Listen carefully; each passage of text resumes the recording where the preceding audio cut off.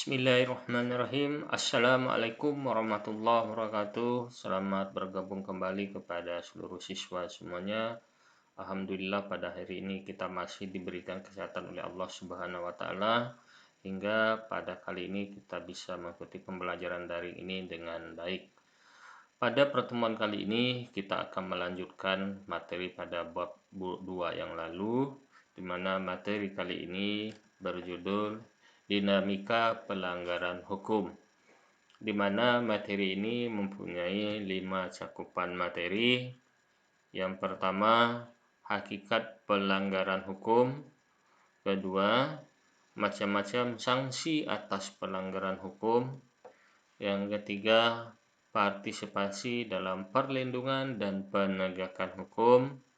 Yang keempat, perilaku tidak taat dan patuh pada hukum. Yang kelima, sikap yang sesuai dengan ketentuan hukum yang berlaku. Pertama kali kita akan membahas tentang pelanggaran hukum. Pelanggaran ialah perbuatan yang hanya dilarang oleh undang-undang namun tidak memberi efek yang tidak berpengaruh secara langsung kepada orang lain. Pelanggaran hukum merupakan bentuk ketidakpatuhan terhadap hukum yang berlaku. Suatu perbuatan merupakan perbuatan yang melanggar hukum apabila melanggar hak orang lain. Yang kedua, bertentangan dengan kewajiban hukum si pembuat. Yang ketiga, bertentangan dengan norma-norma dan nilai-nilai yang berlaku di dalam masyarakat. Yang kedua, kita akan membahas macam-macam sanksi atas pelanggaran hukum. Yang pertama, kita akan membahas sanksi norma. Norma adalah peraturan yang mengatur perilaku kehidupan manusia dalam kehidupan bermasyarakat. Norma ada 4. Yang pertama, norma agama. Norma agama adalah petunjuk hidup yang bersumber dari Tuhan yang disampaikan melalui utusan-utusannya seperti rasul ataupun nabi, yang berisikan perintah, larangan atau anjuran-anjuran. Contoh, tidak beribadah, berjudi, dan sebagainya. Sanksi bagi yang melanggar, yang tidak menjalan seperti contoh-contoh tadi, maka sanksinya tidak langsung karena akan diperoleh setelah meninggal dunia yang berupa pahala ataupun dosa. Kemudian norma kesusilaan.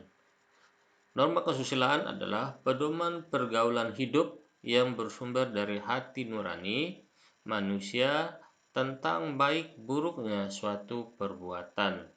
Sanksinya adalah tidak tegas karena hanya diri sendirilah yang merasakannya, merasa bersalah, menyesal, malu, dan sebagainya, seperti tidak berlaku jujur, tidak menghargai orang lain, dan sebagainya.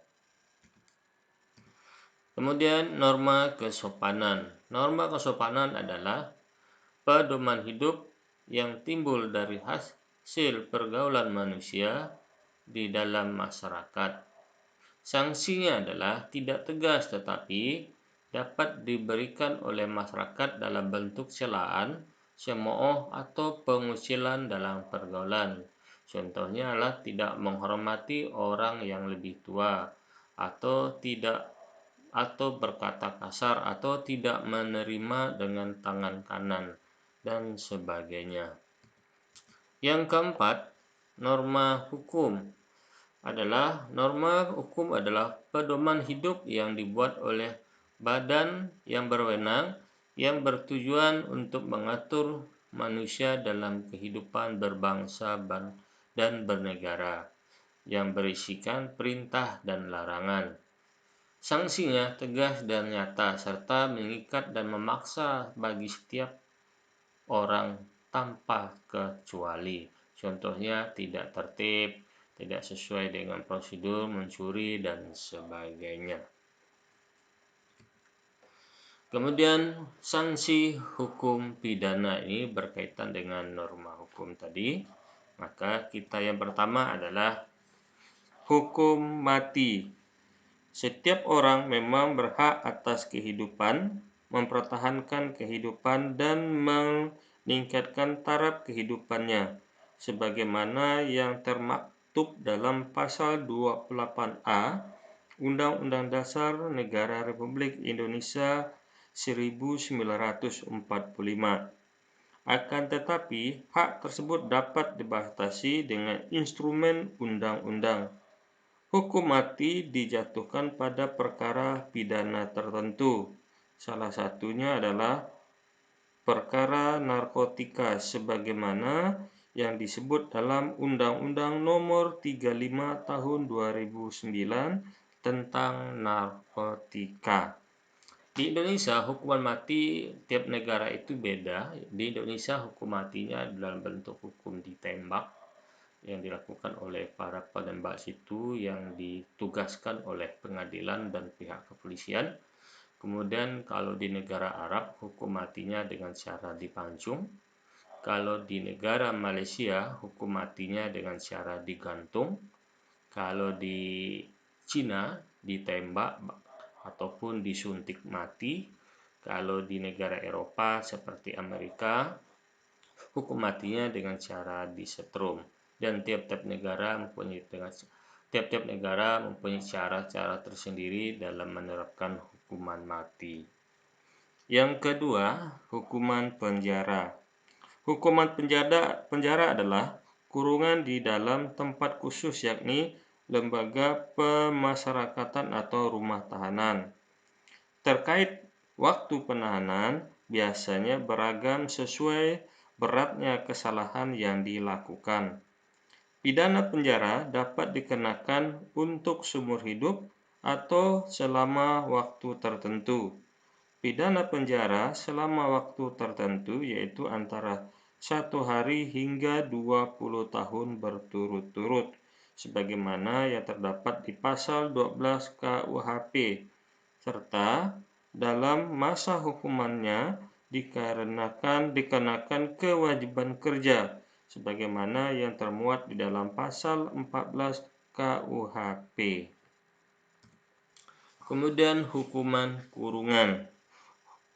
Hukuman penjara maupun kurungan keduanya adalah bentuk pemidanaan dengan penahanan kebebasan seseorang karena melakukan suatu tindakan pidana sebagaimana dijelaskan dalam pasal 22 KUHP atau Kitab Undang-Undang Hukum Pidana.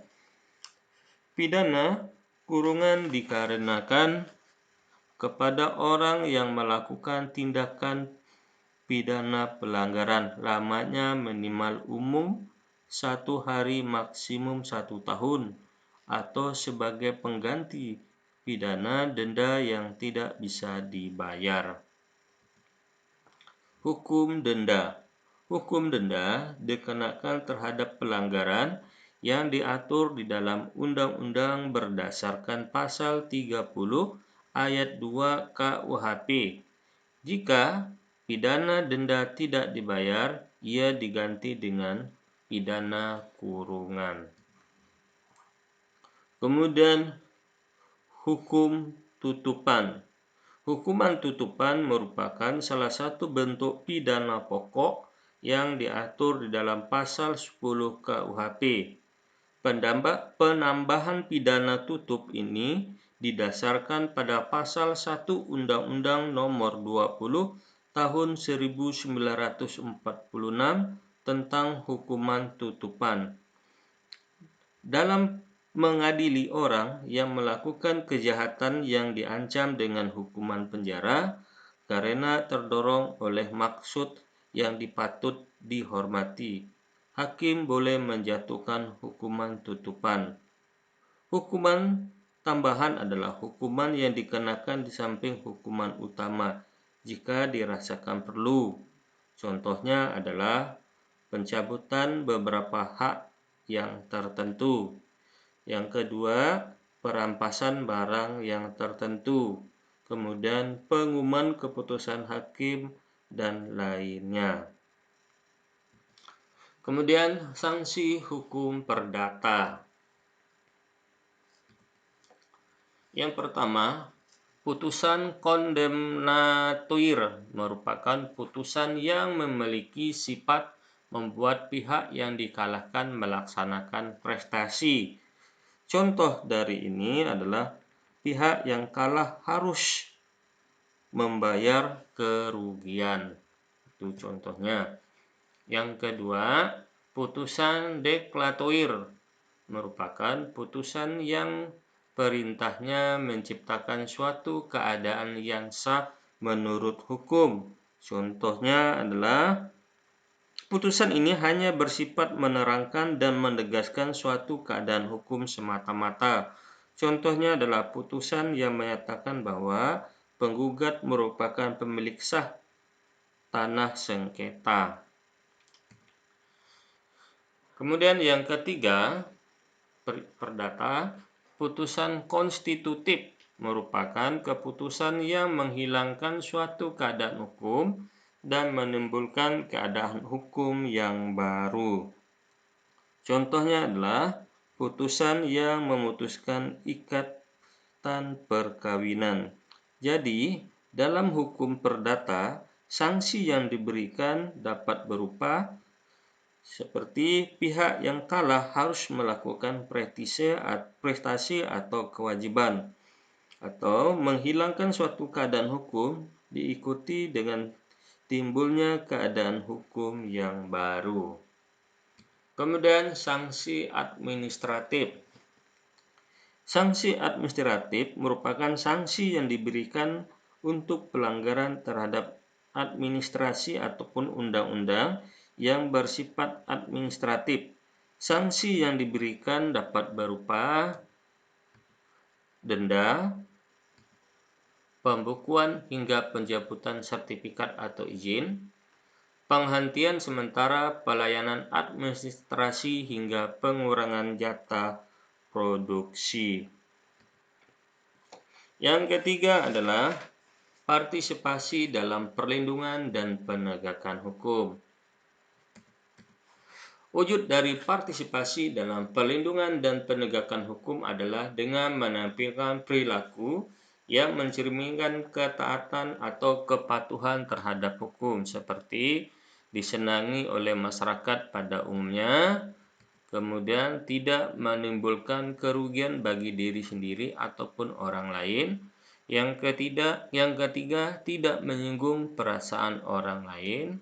Yang keempat, menciptakan keselarasan.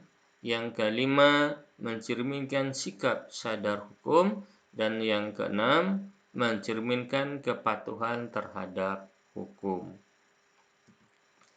Kemudian, perilaku tidak taat dan patuh pada hukum. Yang pertama, kita membahas dalam lingkungan keluarga, seperti tidak menghormati anggota keluarga. Yang kedua, mengabaikan nasihat orang tua. Yang ketiga, tidak menjaga nama baik keluarga. Tidak beribadah sesuai dengan waktu yang telah ditentukan. Kemudian nonton TV sampai larut malam. Kemudian dalam lingkungan sekolah. Yang pertama, terlambat datang ke sekolah. Yang kedua, tidak masuk sekolah tanpa izin. Yang ketiga, mencontek ketika ulangan. Yang keempat, merokok di sekolah. Yang kelima, tidak memperhatikan penjelasan guru. Yang keenam, memakai seragam tidak sama atau sesuai dengan yang ditentukan oleh sekolah. Ini adalah perilaku yang tidak taat dan patuh pada hukum yang ada di sekolah.